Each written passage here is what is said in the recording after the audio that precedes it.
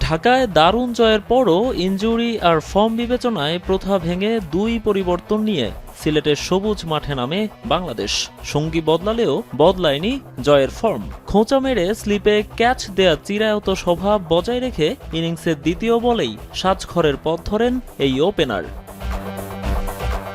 দেশের টেস্ট ইতিহাসের ১০৯তম ক্রিকেটার হিসেবে অভিষেক হওয়া তানজিদ তামিমও রাঙাতে পারেননি দীর্ঘতম সংস্করণে নিজের শুরুটা।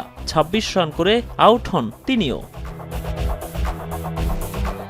এরপর অভিজ্ঞ মমিনুল, শান্ত, মুশফিকরা যা করলেন সেটিকে ক্রিকেটের অভিধানে অপরাধ হিসেবে বিবেচনা করা হয়। তিনজনই উইকেটে সেট হয়ে তারপর উইকেট বিলিয়ে এসেছেন। তাদের সংগ্রহ যথাক্রমে ২২, ২৯ ও ২৩ রান। দলের বিপদের মুহূর্তেও বিলাসী শট খেলতে গিয়ে আউট হন অভিজ্ঞ মেহেদী মিরাজও। মাত্র ১১৬ রানে ৬ উইকেট হারিয়ে ধুঁকতে থাকে স্বাগতিক শিবির। অন্যদের ভুলের মিছিলে যোগ দেননি লিটন দাস। উইকেটের ঝড় সামাল দেন দক্ষ নাবিকের মতো। কাঁধে তুলে নেন দলকে এগিয়ে নেয়ার গুরু দায়িত্ব। জুটি বাঁধেন স্পিনার তাইজুল ইসলামের সঙ্গে। দুজনের ৬০ রানের পার্টনারশিপ বিপদ কাটিয়ে তোলে, সঙ্গে যোগান দেয় আত্মবিশ্বাসেরও।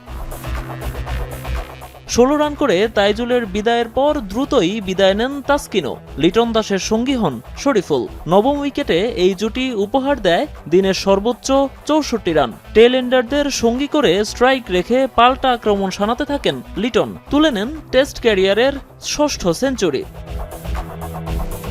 ততক্ষণে দলও পেয়ে যায় ২৫০ পেরোনো সংগ্রহ। ১২৬ রানে থামে লিটন দাসের সাহসী ইনিংস। নাহিদ রানা দ্রুত বিদায় নিলে ২৭৮ রানেই থামে বাংলাদেশও। শেষ বিকেলে ব্যাট করতে নামা পাকিস্তানি ইনিংসে ফাটল ধরাতে পারেননি তাসকিন, নাহিদরা। কোনো উইকেট না হারিয়েই দিন শেষ করেছে সফররতরা। নোমান আব্দুল্লাহ, এখন।